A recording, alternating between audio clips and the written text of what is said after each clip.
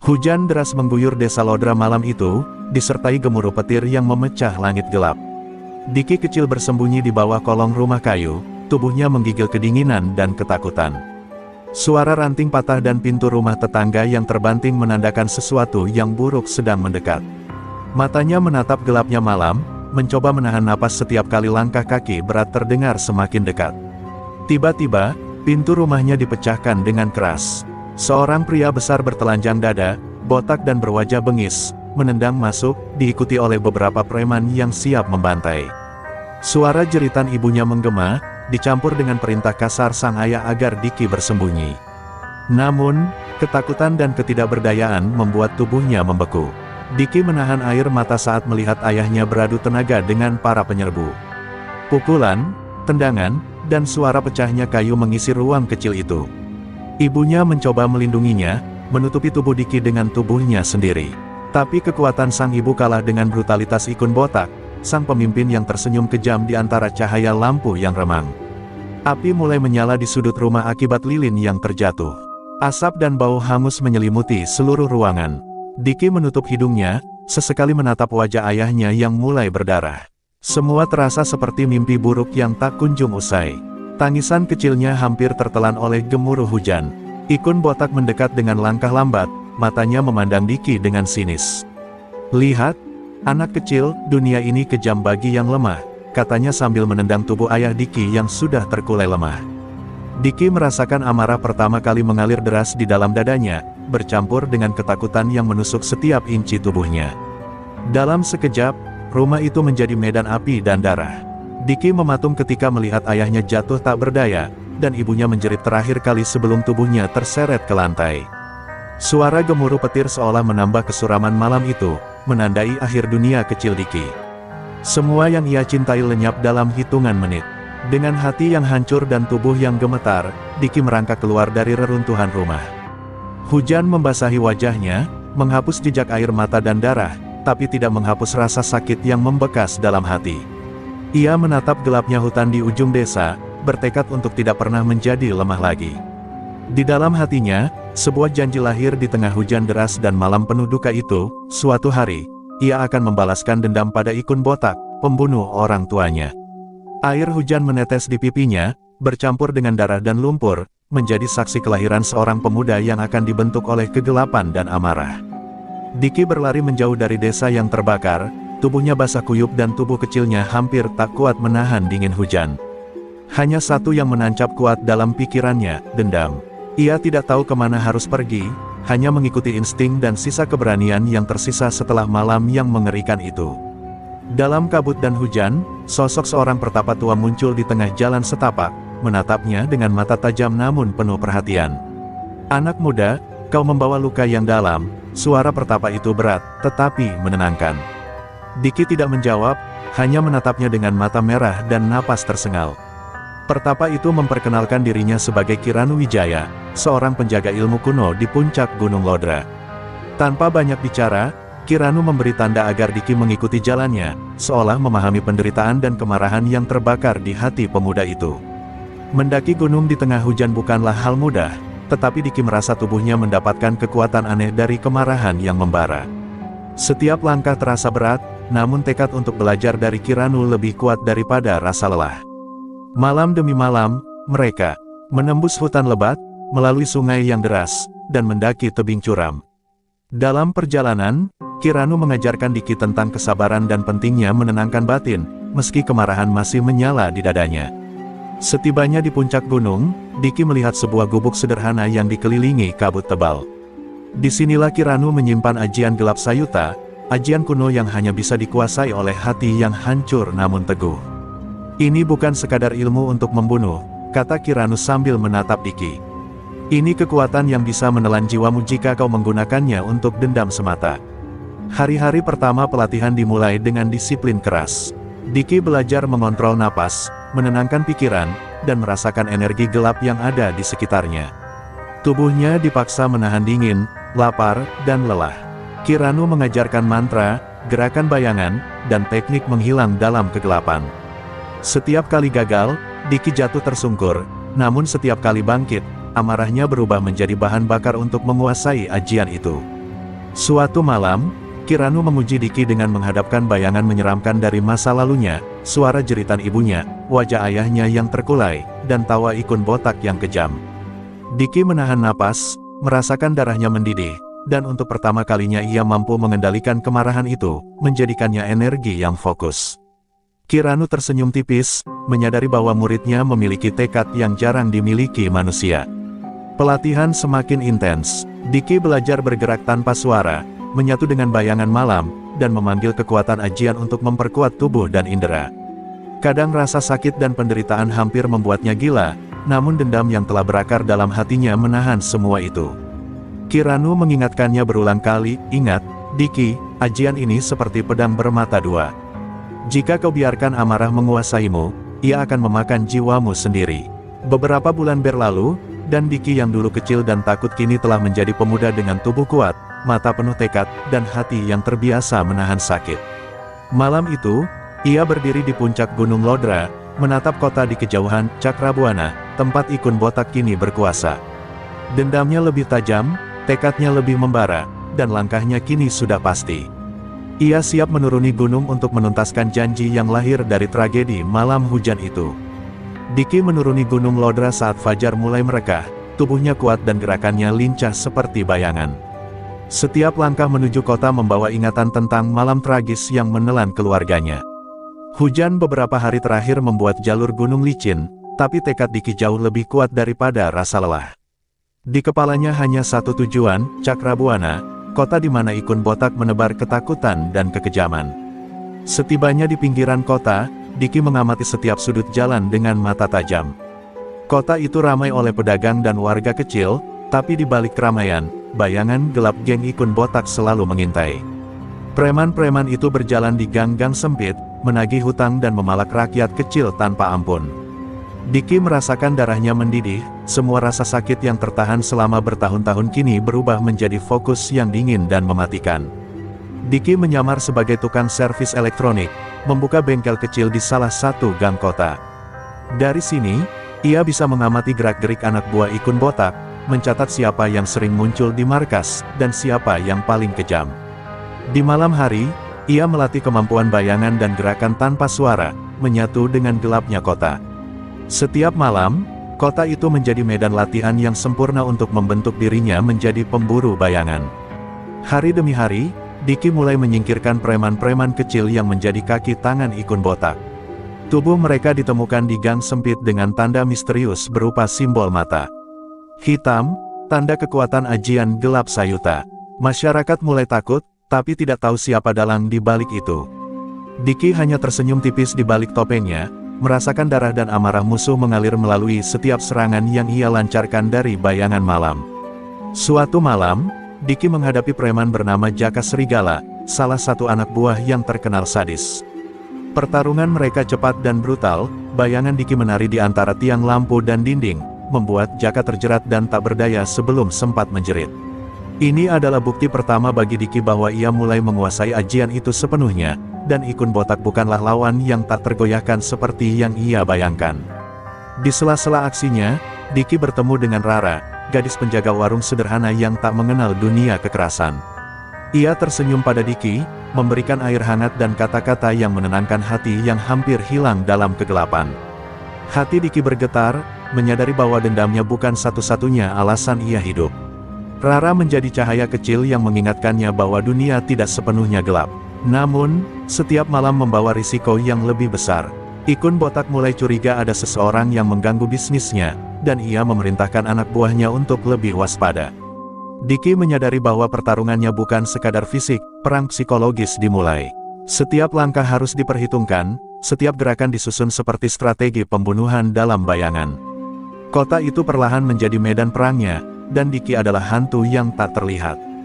Di akhir malam, Diki berdiri di atas atap gedung tua, menatap markas ikon botak dari kejauhan. Kilat memecah langit, menyoroti wajahnya yang teguh dan penuh tekad. Dendamnya semakin membara, tetapi kini ia juga belajar kesabaran dan strategi. Suara hati Kiranu bergema di pikirannya, ajian ini adalah pedang bermata dua. Gunakan dengan hati, bukan amarah semata. Diki menelan ludah, menatap kota yang gelap namun penuh peluang. Suatu hari, semua bayangan itu akan hancur di tangannya. Malam itu, kota Cakrabuana diselimuti kabut tipis, menciptakan bayangan yang seolah menari di lorong-lorong gelap. Diki bergerak perlahan di antara gang sempit, tubuhnya nyaris menyatu dengan kegelapan. Nafasnya tertahan, matanya menelusuri setiap sudut. Ia tahu malam ini adalah malam pertama untuk menghadapi anak buah Ikun Botak secara langsung, dan setiap langkah harus sempurna. Di ujung gang, Diki menemukan sekelompok preman sedang memalak seorang pedagang kecil. Tangan mereka kasar, wajah bengis, dan tawa mereka dingin seperti batu. Diki menahan amarah, mengingat pesan Kiranu, ajian gelap Sayuta menguatkanmu, tapi jangan biarkan amarah menguasai. Ia menundukkan tubuh, bergerak perlahan seperti bayangan yang tak terlihat, setiap langkahnya tak menghasilkan suara sedikit pun. Dengan sekali gerakan, Diki muncul di belakang salah satu preman, menarik napas dalam, lalu menyalurkan energi ajian ke dalam pukulannya. Preman itu terjatuh tanpa sempat bersuara, tubuhnya membeku seolah dicengkeram kegelapan. Dua preman lainnya terkejut, tapi Diki sudah hilang dalam bayangan sebelum mereka sempat menoleh. Simbol mata hitam muncul di dinding, tanda pertama dari ajian gelap Sayuta yang menghantui musuh-musuhnya. Mereka mencari-cari ke arah suara, tapi Diki sudah menghilang, muncul kembali di atas atap. Dari sana, ia menyaksikan panik yang mulai menyebar di tubuh anak buah Ikun Botak. Setiap langkahnya seperti bayangan maut yang menandai satu persatu korban. Rasa puas dan ketakutan bercampur, namun Diki menahan senyum, ini baru permulaan. Di tengah malam, Diki menghadapi preman bernama Tommy Sigarang, yang dikenal kejam dan cepat. Pertarungan mereka berlangsung singkat tapi intens. Bayangan Diki menari di sekeliling Tommy, membuatnya kehilangan arah. Pukulan dan tendangan yang dilancarkan Diki disertai energi gelap yang menakutkan, hingga Tommy terjatuh, tak berdaya, dan tubuhnya membeku dalam keheningan malam. Setelah pertarungan itu, Diki berdiri di gang yang kini sepi, menatap tubuh musuh-musuhnya. Hatinya bergetar, bukan karena senang, tapi karena ia merasakan dampak nyata ajian itu. Setiap nyawa yang ia taklukkan membuat kegelapan di dalam dirinya sedikit lebih berat, dan ia mulai menyadari betapa kuatnya energi yang kini berada di tangannya. Namun di balik kegelapan, Diki melihat Rara muncul di ujung gang, wajahnya cemas. Ia tersenyum tipis dan memberi isyarat agar Diki berhati-hati. Kehadiran Rara menjadi pengingat bahwa dendam bukan satu-satunya tujuan hidupnya, bahwa di tengah gelapnya malam, masih ada secercah cahaya yang harus ia jaga agar tidak hilang. Diki mengangkat kepala, menatap kota dari ketinggian atap. Kilat memecah langit gelap, menyoroti bayangan-bayangan yang bergerak tanpa suara. Ia tahu bahwa ini baru permulaan dari perjalanan panjangnya untuk menaklukkan Ikun Botak. Suara Kiranu bergema di kepalanya, hati yang gelap bisa memusnahkan, tapi hati yang teguh bisa menaklukkan. Dengan tekad membara, Diki siap menghadapi malam-malam berikutnya, bayangan demi bayangan, langkah demi langkah. Sejak malam itu, Rara sering muncul di gang tempat Diki bersembunyi, wajahnya polos namun penuh perhatian. Ia membawa air hangat, roti sederhana, dan senyum yang seolah menahan rasa takut akan dunia kelam di sekitarnya. Diki, yang selama ini hanya mengenal amarah dan kegelapan, merasakan kehangatan yang asing dalam dadanya. Setiap tatapan Rara membuat detak jantungnya lebih cepat, namun ia menahan diri, dendamnya tetap menjadi tujuan utama. Suatu malam, setelah menaklukkan sekelompok preman yang mencoba menjarah warung tetangga, Diki kembali ke sudut gang dan menemukan Rara menunggunya. Tanpa banyak kata, Rara menyerahkan secangkir teh panas, dan Diki merasakan ketenangan yang tak pernah ia rasakan selama bertahun-tahun. Hanya dengan duduk di sana, mendengar suara hujan di atap, ia merasa seolah dunia tidak sepenuhnya gelap. Namun, di balik momen tenang itu, Diki tidak bisa sepenuhnya menyingkirkan rasa dendam. Ia masih memikirkan Ikun Botak, musuh yang telah merenggut segalanya darinya. Malam itu, ia menceritakan sebagian kisah hidupnya kepada Rara, tanpa menyebut ajian gelap Sayuta. Rara mendengarkan dengan mata berkaca-kaca, menaruh tangan di bahunya, dan berkata, "Diki, kau tidak sendiri. Tapi jangan biarkan dendam menelanmu sepenuhnya." Hari demi hari, hubungan mereka tumbuh perlahan. Rara mengajarkan Diki tentang kesederhanaan hidup, tentang manusia yang masih memiliki harapan di tengah kegelapan. Diki belajar tersenyum, walau hanya sesaat, dan merasakan arti cinta yang selama ini asing baginya. Namun di balik itu semua, kota tetap gelap, dan bayangan Ikun Botak selalu mengintai. Suatu malam, saat Diki berlatih di atap gedung, ia melihat rombongan anak buah ikun botak berpatroli lebih dekat ke gang tempat Rara tinggal. Jantungnya berdebar, bukan karena takut, tetapi karena ia tahu keamanan Rara kini terancam.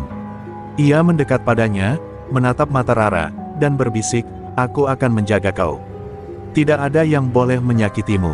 Rara hanya menunduk, takut namun percaya pada tekad Diki. Pertemuan singkat mereka itu menjadi cambuk bagi Diki. Ia menyadari bahwa kekuatan ajian yang ia miliki bukan hanya untuk membalas dendam, tetapi juga untuk melindungi mereka yang lemah. Bayangan gelap ajian gelap Sayuta kini harus dikendalikan, bukan sekadar dilepaskan, jika ia ingin menjaga Rara tetap aman. Malam itu, Diki belajar bahwa cinta dan dendam bisa hidup berdampingan, tapi hati harus tetap teguh. Di saat yang sama, Kiranu di gunung jauh menatap bulan, merasakan energi muridnya yang mulai kuat. Ia tahu bahwa Diki kini menghadapi dilema pertama dalam hidupnya, antara cinta dan dendam, antara kemanusiaan dan kegelapan. Hati yang teguh, Diki, jangan biarkan kegelapan memisahkanmu dari cahaya yang kau temukan, gumam Kiranu dalam angin malam. Malam itu berakhir dengan hujan ringan yang menenangkan kota. Diki berdiri di atas atap, menatap Rara yang kembali ke rumahnya, dan merasakan sesuatu yang belum pernah ia rasakan, harapan. Ia tahu, ikun botak tetap menunggu, namun kini ada alasan lain yang membuatnya bertahan, bukan hanya dendam, tapi juga cinta yang ingin ia lindungi. Bayangan malam tak lagi sepenuhnya menakutkan, ia adalah sahabat sekaligus senjata dalam perjuangan panjangnya. Kota Cakrabuana semakin mencekam, rasa takut merayap di setiap gang sempit, dan nama ikun botak menakutkan semua orang. Diki, yang kini telah lebih terlatih, mulai merancang langkah lebih berani, menyusup ke dalam jaringan geng itu untuk melemahkan kekuasaannya dari dalam. Setiap anak buah yang jatuh di tangannya bukan hanya korban, tapi pesan bahwa bayangan gelap kini mulai merasuki kota. Diki menyamar sebagai seorang pedagang keliling, membawa kotak elektronik rusak untuk mengunjungi gang-gang kecil di kota. Dengan mata yang tajam dan gerakan yang luwes, ia memantau siapa saja yang bekerja untuk ikun botak, mencatat wajah dan kebiasaan mereka. Ia belajar memanfaatkan rasa takut musuh, membiarkan bayangan menjadi senjata dan pengintai sekaligus. Suatu malam, Diki menyusup ke gudang rahasia tempat anak buah ikun botak menyimpan senjata dan uang hasil pemerasan. Ia bergerak tanpa suara, menyalurkan energi ajian gelap Sayuta ke setiap langkah, membuat bayangan seolah menelan seluruh ruangan. Dalam sekejap, dua preman yang sedang berjaga terkulai lemas, tubuh mereka membeku seperti patung hitam. Ini hanyalah permulaan dari rencananya untuk melemahkan geng ikun botak. Setiap malam, kota menjadi medan uji bagi kemampuan Diki. Ia memanfaatkan lorong gelap, atap gedung, dan gang sempit untuk menghancurkan kaki tangan ikun botak satu persatu. Warga mulai merasakan keanehan, preman-preman yang dulu tak terkalahkan kini jatuh tanpa alasan yang jelas. Diki menikmati kepuasan kecil ini, namun ia tahu bahwa ikun botak bukanlah lawan yang mudah dijatuhkan. Di tengah penyusupannya, Diki menghadapi Romi Sitaring, seorang eksekutor terkenal yang sadis dan licik. Pertarungan mereka terjadi di gudang yang remang, bayangan Diki menari di antara tumpukan kotak dan kabel, menyerang dengan cepat dan tak terduga. Romi tak sempat bereaksi, tubuhnya terjatuh tak berdaya, membeku dalam kegelapan. Dengan setiap musuh yang jatuh, reputasi Diki mulai dikenal sebagai hantu malam kota. Namun tidak semua berjalan mulus. Beberapa anak buah ikun botak mulai curiga, dan keamanan markas diperketat. Diki harus lebih berhati-hati, mengatur strategi seperti permainan catur. Ia sadar bahwa langkah yang salah bisa berakhir fatal, dan dendam yang membara tidak boleh membuatnya gegabah. Setiap pergerakan kini harus sempurna, setiap bayangan harus digunakan dengan presisi. Di sela-sela aksinya, Diki kembali bertemu Rara, yang mulai menyadari betapa berbahayanya dunia yang kini ditempati Diki. Wajahnya cemas, namun ia tetap hadir, mengingatkan Diki akan sisi manusiawinya. Hati-hati, Diki, jangan biarkan kegelapan menelanmu sepenuhnya, bisik Rara. Diki hanya mengangguk, menatap mata Rara, dan berjanji bahwa semua ini akan selesai, tidak hanya untuk dendam, tapi untuk melindunginya. Malam itu, Diki berdiri di atap gedung tinggi, menatap markas ikun botak dari kejauhan. Kilat memecah langit, menyoroti kota yang penuh bayangan dan ketakutan. Ia menyadari bahwa perang sesungguhnya belum dimulai, ini hanyalah babak pembuka. Tapi tekadnya tak tergoyahkan. Suara Kiranu berbisik di dalam hati, "Ingat, Diki, kekuatan ini adalah alat, bukan hukuman. Gunakan dengan hati, bukan amarah." Dengan itu, Diki menarik napas panjang, siap menuntaskan dendamnya langkah demi langkah. Di tengah malam yang pekat, Diki duduk di atap gedung, menatap cahaya kota yang remang-remang. Ia merasakan energi ajian gelap Sayuta mengalir deras dalam tubuhnya, namun ada pertanyaan yang terus menghantui, seberapa jauh kekuatan itu bisa membimbingnya tanpa memakan jiwanya sendiri. Dalam keheningan itu, ingatannya kembali kepada kata-kata Kiranu, "Ada rahasia yang kau harus tahu sebelum dendam menjadi penguasa hatimu." Keesokan harinya, Diki menyusup ke gudang tua tempat Ikun Botak menyimpan dokumen dan catatan rahasia. Di antara tumpukan kertas dan kotak kayu, ia menemukan catatan usang tentang ajian kuno, ajian yang sama yang kini ia kuasai. Ternyata, Kiranu bukan satu-satunya yang mengajarkan ilmu itu. Dahulu, Ikun Botak juga sempat menjadi murid Kiranu, namun gagal menguasai ajian itu dan berakhir tergelincir ke jalan gelap penuh keserakahan. Diki terkejut, semua yang ia lakukan, semua dendam yang ia rencanakan, ternyata memiliki akar yang lebih dalam. Ikun Botak bukan sekadar pembunuh orang tuanya, tapi murid yang pernah dekat dengan Kiranu, sama seperti dirinya. Perasaan campur aduk muncul, antara kemarahan, kebingungan, dan sedikit rasa takut. Kegelapan ajian gelap Sayuta kini terasa lebih berat dari sebelumnya. Malam itu, Diki menutup mata dan memusatkan energi ajian. Ia mencoba merasakan masa lalu Ikun Botak, mencari celah kelemahan dari kegagalannya yang dulu. Bayangan-bayangan masa lalu muncul di pikirannya, Ikun yang masih muda, penuh ambisi, gagal mengendalikan kegelapan yang kini menguasainya. Diki sadar, untuk menaklukkan Ikun Botak, ia harus lebih dari sekadar kuat, ia harus cerdik, sabar, dan tetap manusiawi. Di tengah pergulatan batin itu, Diki mendengar suara langkah di belakangnya. Preman-preman Ikun Botak mencari sumber gangguan di gudang. Dengan kecepatan luar biasa, Diki menghilang dalam bayangan, menyerang satu persatu dengan ajian yang kini semakin matang. Tubuh mereka terjatuh tanpa bisa bergerak, simbol mata hitam menempel di dinding sebagai peringatan. Keheningan kembali menyelimuti kota, tapi rahasia baru yang ia temukan semakin membakar tekadnya. Keesokan harinya, Diki kembali menatap kota dari atap. Kini ia tahu bahwa Ikun Botak bukan sekadar musuh, tapi cerminan dari apa yang bisa terjadi jika kekuatan ajian jatuh ke tangan yang salah. Semua dendam, semua amarah yang membara di hatinya, harus diarahkan dengan hati-hati. Ia harus mengalahkan Ikun tanpa kehilangan dirinya sendiri. Rara muncul di sisi gang, wajahnya cemas. Ia menatap Diki, seolah merasakan pergolakan batin yang sulit diungkapkan dengan kata-kata. "Diki, kau tidak sendiri. Ingat itu," ucapnya lembut. Diki menunduk, menahan perasaan yang bercampur antara kehangatan dan kesedihan. Cinta Rara kini menjadi jangkar, pengingat bahwa meski kegelapan mengintai, masih ada sesuatu yang layak ia lindungi. Malam itu berakhir dengan Diki berdiri di puncak gedung, menatap markas Ikun Botak dari kejauhan. Rahasia tentang masa lalu Ikun Botak dan ajian yang sama kini jelas di matanya. Pertarungan sesungguhnya akan segera dimulai.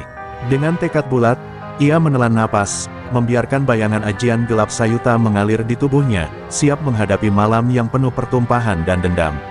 Malam itu, kota Cakrabuana diselimuti kabut tebal, dan kilat sesekali memecah langit, menyoroti gedung-gedung tinggi yang sepi. Diki berdiri di atap gedung tua, menatap markas Ikun Botak yang kini tampak seperti sarang iblis. Jantungnya berdetak kencang, napasnya berat, namun matanya penuh tekad. Ini adalah malam yang telah lama ia tunggu, malam untuk menuntaskan dendam dan menguji seluruh kemampuan ajian gelap Sayuta. Ikun Botak muncul di sisi atap lain, tubuhnya besar, ototnya tegang, dan senyum bengis menghiasi wajahnya. "Akhirnya kau datang, anak muda," katanya sambil menyalakan cerutu, asapnya menari di udara malam. Diki menatapnya dingin, mengingat semua penderitaan yang telah ia alami, ibunya, ayahnya, dan kota yang terus ditindas. Tidak ada kata-kata, hanya bayangan yang siap menari dalam kegelapan. Pertarungan dimulai dengan ledakan energi yang mengguncang atap gedung. Diki bergerak secepat bayangan, memanfaatkan setiap gerakan Ikun Botak untuk menyerang balik. Ajian gelap Sayuta mengalir di tubuhnya, memberikan kecepatan, kekuatan, dan kemampuan menghilang di antara bayangan. Ikun mencoba menggunakan ajian cacatnya, namun pengalaman Diki jauh melampaui murid yang pernah gagal itu. Tiupan angin dan gemuruh petir menambah dramatis pertempuran. Pukulan dan tendangan mereka seperti badai yang menghancurkan lantai atap. Debu dan serpihan kayu beterbangan, sementara kilatan energi hitam dari ajian gelap Sayuta menari di udara, menyoroti wajah Diki yang dingin dan fokus. Setiap pukulan Ikun dibalas dengan kecepatan yang tak terduga, membuatnya semakin frustrasi dan marah. Diki memanfaatkan bayangan, muncul di sisi lain Ikun dalam sekejap, menyerang dengan kekuatan penuh. Ikun botak terpental, tubuhnya membentur cerobong tua. Namun ia bangkit, marah dan lebih ganas, mencoba menyalurkan ajian yang dulu gagal ia kuasai. Pertarungan berubah menjadi duel antara cahaya dan bayangan, antara pengalaman yang matang dan kekuatan yang tidak terkendali. Di puncak klimaks, Diki memusatkan seluruh energi ajian gelap Sayuta dalam satu pukulan. Bayangan malam bergulung di sekelilingnya, memunculkan simbol mata hitam yang berpendar di udara. Ikun botak berteriak, tubuhnya terseret dalam pusaran energi, tak berdaya, dan akhirnya terjatuh ke lantai gedung yang remuk. Kota kini sejenak terdiam, menunggu apa yang akan terjadi selanjutnya. Namun Diki menatap tubuh Ikun yang terkapar dengan mata basah. Kemenangan terasa hampa, bukan karena dendam terpenuhi, tapi karena ia menyadari bahwa kekuatan ini bukan sekadar alat untuk membalas. Ia menunduk, menarik napas panjang, dan merasakan bayangan ajian mulai menenangkan diri dalam tubuhnya.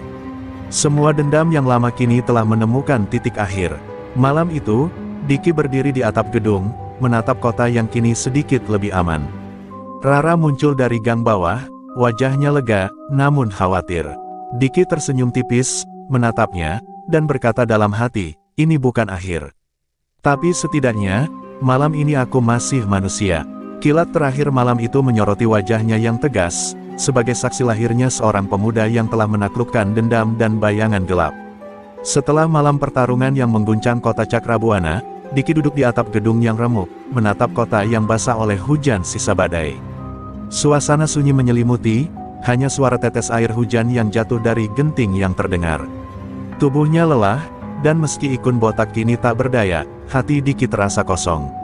Kemenangan yang ia bayangkan ternyata membawa kehampaan yang tak pernah ia prediksi. Ia mengingat malam-malam latihan keras di Gunung Lodra, ingatan akan Kiranu yang memperingatkannya tentang bahaya ajian gelap Sayuta. Semua darah yang tumpah, semua bayangan yang ia taklukkan, kini terasa seperti beban di dalam dadanya. Diki menyadari bahwa kekuatan yang ia miliki bukan hanya alat untuk membalas dendam, tapi juga pedang bermata dua yang bisa menghancurkan dirinya sendiri. Rara muncul dari lorong bawah, langkahnya ringan namun penuh kekhawatiran. Ia menatap Diki dengan mata penuh kasih, namun juga sedih. Diki, kau selamat, tapi aku bisa melihat bayangan yang masih menempel di matamu. Jangan biarkan kegelapan itu menguasaimu sepenuhnya, ucapnya lembut. Diki menunduk, menahan air mata yang nyaris jatuh, menyadari betapa hampa kemenangan ini tanpa seseorang yang peduli di sisinya. Ia menatap ke langit malam yang mulai cerah, kilat sudah tiada, digantikan oleh bintang yang redup. Hati Diki mulai merenung, dendam yang membara selama bertahun-tahun kini telah terpenuhi, tapi ia merasa kehilangan sesuatu yang lebih berharga, kemanusiaannya. Ia menyadari bahwa kekuatan tanpa arah akan selalu meninggalkan bayangan, bukan cahaya. Dengan napas berat, Diki memutuskan untuk menyingkirkan sebagian energi ajian gelap Sayuta yang tersisa. Ia berjalan ke sisi atap, merasakan bayangan itu mengalir di tubuhnya, kemudian menahan dan menyeimbangkannya dengan ketenangan batin yang baru ia pelajari. Ini bukan sekadar teknik, tapi langkah untuk kembali menjadi manusia yang bisa mencintai tanpa diliputi kegelapan. Rara duduk di sampingnya, menaruh tangan di bahunya, memberikan kehangatan yang tak pernah ia rasakan selama bertahun-tahun. Diki tersenyum tipis, pertama kalinya ia merasa lega setelah sekian lama. Ia tahu bahwa bayangan yang selama ini menemaninya dalam dendam mulai mereda, digantikan oleh kesadaran bahwa hidup lebih berharga daripada sekadar balas dendam. Di kejauhan, suara sirene kota terdengar samar, menandakan kehidupan kembali berjalan. Diki menatap Rara dan berkata pelan, aku ingin melindungimu, bukan hanya dari orang jahat, tapi juga dari bayangan dalam diriku sendiri. Rara menatapnya dengan mata berkaca-kaca, dan untuk pertama kalinya, Diki merasakan kedamaian yang nyata, bukan dari kekuatan, tapi dari cinta dan perhatian yang tulus. Malam itu berakhir dengan Diki berdiri di tepi atap, menatap bintang-bintang yang bersinar redup. Kota mungkin masih penuh risiko, tapi hatinya kini mulai menemukan cahaya. Ia belajar bahwa bayangan bisa menjadi teman atau musuh, tergantung bagaimana seseorang mengendalikannya. Dan untuk pertama kalinya, Diki merasa bahwa ia bukan sekadar pemburu dendam, ia adalah seorang pemuda yang menemukan arah baru dalam hidupnya. Fajar mulai merekah di kota Cakrabuana, menyinari gedung-gedung yang remuk akibat pertarungan malam sebelumnya. Diki berdiri di puncak gedung, memandang kota dengan mata yang lebih tenang. Hatinya tidak lagi dipenuhi amarah, hanya rasa hampa yang kini berubah menjadi kesadaran.